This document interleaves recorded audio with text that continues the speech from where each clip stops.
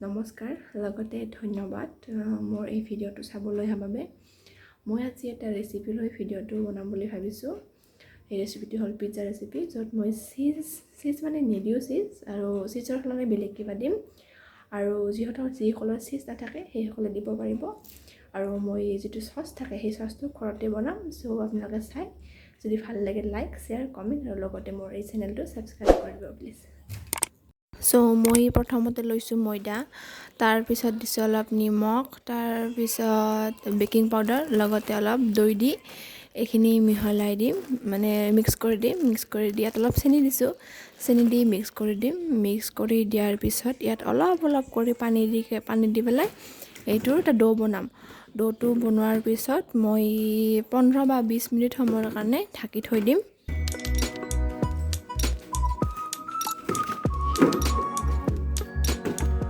এইটো ডো হোৱাৰ পিছত মই 15 বা 20 মিনিট সময়ৰ কাৰণে ঢাকি থৈ দিছোঁ এতিয়া মই কেৰাহীত পানী গৰম দিছোঁ ইয়াত বিলাহী আদা নহৰু পিঁয়াজ লৈছোঁ বাৰু এইখিনি পানীত বইল কৰি ল'ম এই বইল হৈছে বাৰু এইখিনি মই উঠাই আছোঁ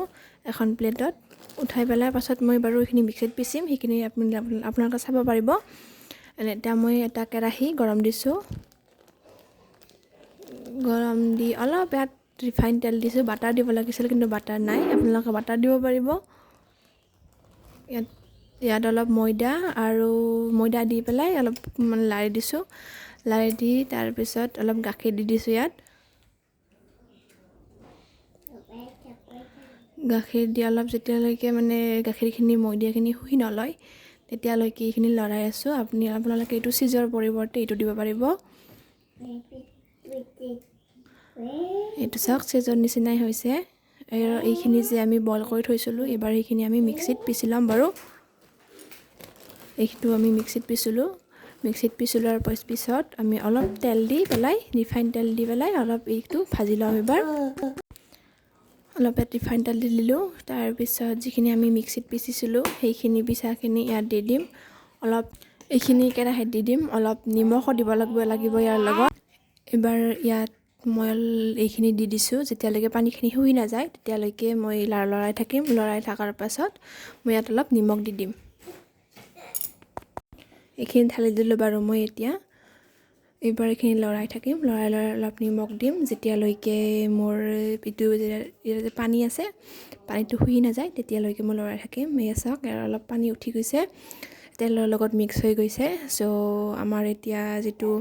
পিজ্জা চচ হয় সেইটো পিজ্জা চচ আৰু ৰেডি হৈ আছে আৰু পিছত মই হোৱাৰ পিছত এইখিনি নমাই দিম বাৰু এতিয়া আমাৰ যিটো ডো আমি থৈ দিছিলোঁ 15-20 মিনিট সময়ৰ কাৰণে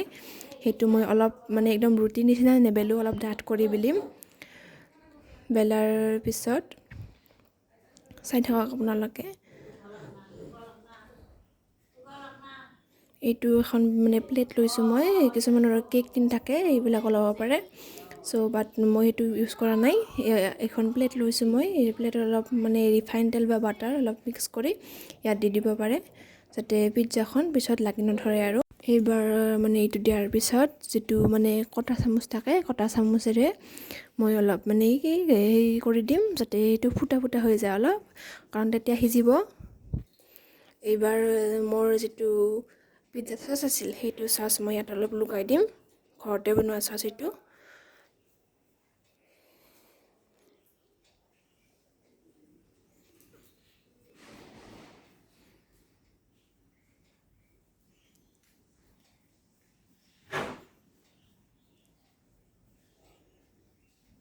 চাওক লগালোঁ বাৰু এতিয়া মোৰ যিটো ঘৰতে চিজ বনাইছিলোঁ চিজৰ পৰিৱৰ্তে এইটো দিব পাৰিব আপোনালোকে যাৰ চিজ নাই বা চিজ নাখায় তাৰ পৰিৱৰ্তে এইটো দিব পাৰিব চ' মই এইটো দিছোঁ এবাৰ এইখিনি তাৰপিছত আকৌ মই অলপ পিজ্জা চচ ইয়াত দি দিছোঁ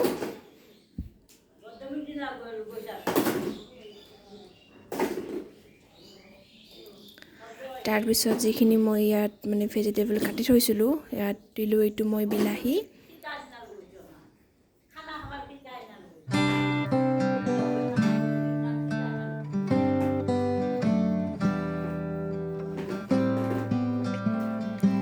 কেপচিকাম দি দিছোঁ ইয়াত মই, লগতে পিঁয়াজ দি দিছোঁ